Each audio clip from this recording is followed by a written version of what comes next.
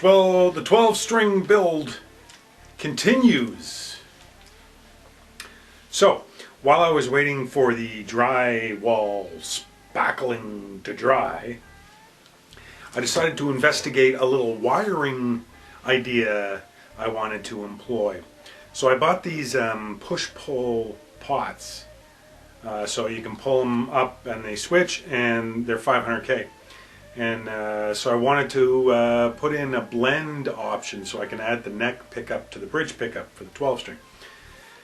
I thought it would make a fun platform to explore some wiring options. And the push-pull I was going to use with a secret upgrade thing that's coming for the 12-string that I haven't told you about, but it's coming. It's going to be on this video in a couple minutes, a couple seconds. Anyway, so the thing about the blend, you want to have it so that when you turn the knob all the way to the end, it turns off. So I didn't get what's called a no-load pot, but I found online this little article that tells you how to convert one into it by pulling off the tabs, taking it apart, taking an X-Acto knife to the carbon ring and doing a little cut. Well, guess what? No, it doesn't work. As soon as you put a cut in it, it actually puts it at the other end of the wiper. So you have resistance all the way to the end, to the end, to the end, and then all of a sudden your resistance, it goes to no contact. This article is stupid. And then I'm even stupider because I believed it, and I ended up ruining both pots because I thought, oh, I put the cut on the wrong side of the carbon wiper, so I took the other pot and mutilated it by cutting on the other side, but it makes no difference. It screws it up. If you want to do that modification, you put a little bit of nail polish on the wiper. That way you don't break the contact, because if you break the contact, you ruin the pot. So I ruined these two pots, so I'm not doing the wiring upgrade.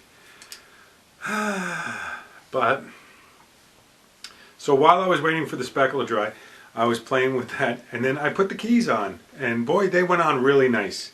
They fit perfectly, and we can start to see the 12-string taking shape. I'm not excited about the string tree that goes across all the strings. I'm worried how that's going to get installed.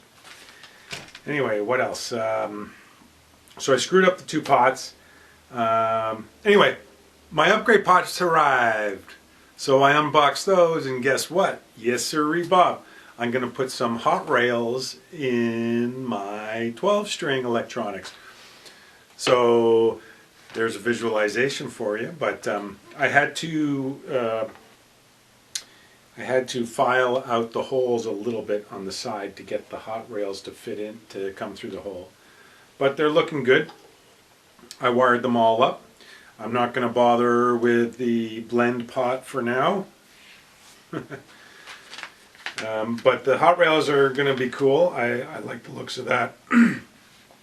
It's going to look pretty cool. So I sanded off all the drywall, and when I removed the tape, I noticed that there was quite a lot of drywall. There was a layer that was still on there, so I sanded it off further again, and I gave it a couple of coats of stain, and it really started to pop out. The little black flecks you can see were all because of the spackle. Really made it dark with these black marks. So wherever there was a lot of spackle, you can see really dark and blackness. So around where the tape was, you can see how that's how the wood grain would have looked without the spackle. So it's pretty dramatic, and I like the way it looks. I'm not going to bother trying to do a sunburst. It looks too cool anyway. You can see all these crazy flaws in the wood. It really looks good. So after the first couple coats of the stain, this look starts popping out. So I wanted to visualize what this guitar is going to look like. So I had to put the pick guard and the neck on it there, and the bridge, just to have a little look-ski. I think it's going to be a cool looking guitar. So I moved the operation to the basement because of the fumes, and I put about we're up to about 4 or 5 coats of stain on the body, and man, is it ever starting to look great. I'm probably going to put another couple coats of stain on there maybe today, and then I'm going to let it dry all night, and then tomorrow I'm going to begin the wipe on poly.